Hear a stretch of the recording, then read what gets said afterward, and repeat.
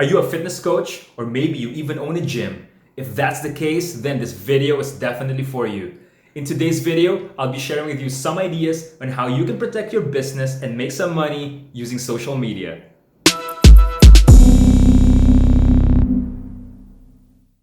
If this is your first time here, my name is Jason and welcome to my channel, Better Today. I spent 8 years in the marketing industry and I'm also a teacher. So in today's video, I hope to share some of that knowledge with you. If you haven't done so, please consider subscribing and hitting that like button. This must be really tough for everyone in the fitness industry. I mean, look at the business model. You need to have a lot of people congregating in small spaces to work out. And it's also one of those industries that's not considered essential by some governments, including ours. And so, what do? I say you have to leverage on social media to protect your business while making some money on the side. In today's video, I'll share with you 3 ideas, so make sure that you stay and watch until the end so that you can get all of them. Okay, let's get the obvious one out of the way. Online coaching. A lot of people in the fitness industry are going to be doing online coaching. So the first idea is going to be anchored on making sure that you do your online coaching for very specific groups of people. Idea number 1 is to create fitness programs for very specific audience groups. There are obvious ones, such as creating fitness programs for the elderly, or maybe for couples, or maybe for people who live alone. But you have to understand that people are home. So when they're at home, who are they with? What kinds of people are at home? What kind of needs might they have? These will all help shape your specific fitness programs for specific audience groups. You can even create sub-niches for specific audience groups. For example, who do elderly people generally live with? Some of them will live with their children, their grown-up children, but some of them will also have their own personal assistants or personal help. What if you can create a specific fitness program that are designed for these personal assistants and house help and help them work out with the elderly? So in this manner, you're not only just focusing on one client, your elderly fitness program client, but also the person that they're with on a day-to-day basis. This is a fantastic way to expand your target audiences. I mean, instead of one, you suddenly have 2 clients.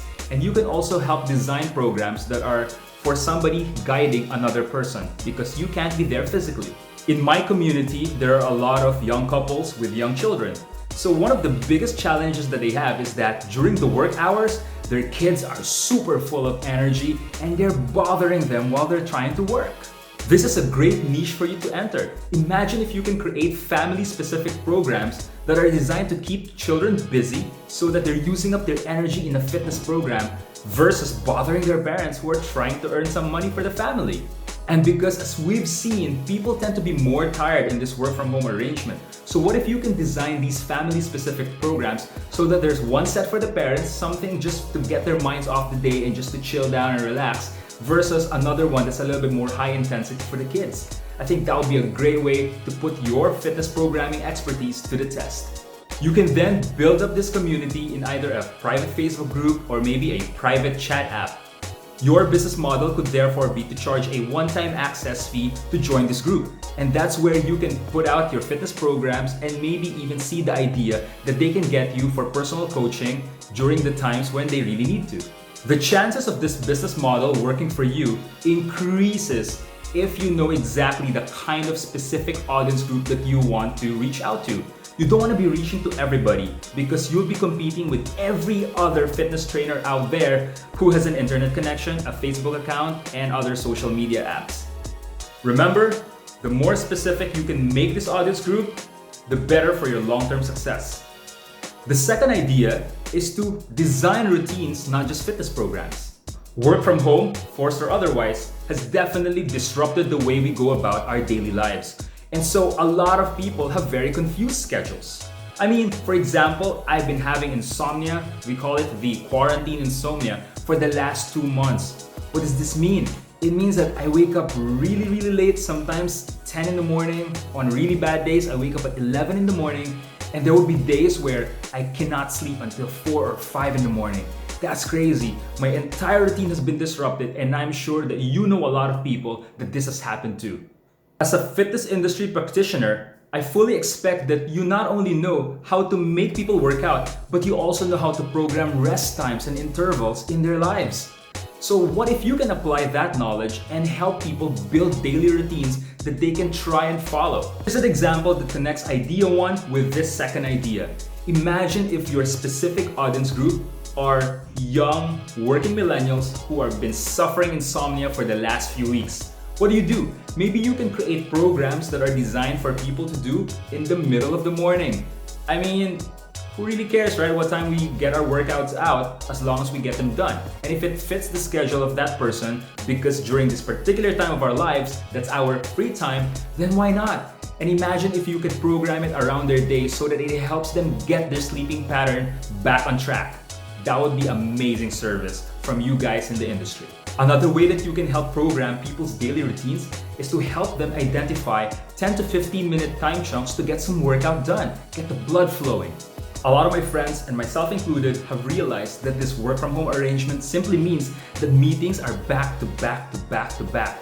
There's no time for travel breaks or even a walk break. It's just work for the rest of the day, and you end up so tired that by the time evening comes, there's simply no energy and no time to want to work out. If you can somehow provide a service where you help people arrange their productivity hours so that they have 2 to 3 10-minute chunks in a day that they can get some health and fitness activities going on, I think not only are you doing a great service for your industry, but you're also helping people live healthier lives. If you're finding what you're hearing so far valuable to you in the industry, please don't forget to subscribe and also to hit that like button. The third and final idea is for you to form alliances with other fitness industry practitioners and reach out to businesses and companies. Yes, you heard that right. You're going B2B. Most of your competitors, especially in this very saturated local landscape of the fitness industry, are going to be focusing their efforts on traditional social media platforms like Facebook. So here's where I want you to go. You want to be on LinkedIn. I personally know a lot of good coaches with amazing credentials and amazing skill sets when it comes to coaching and training athletes and also wannabe athletes. But they have a big problem.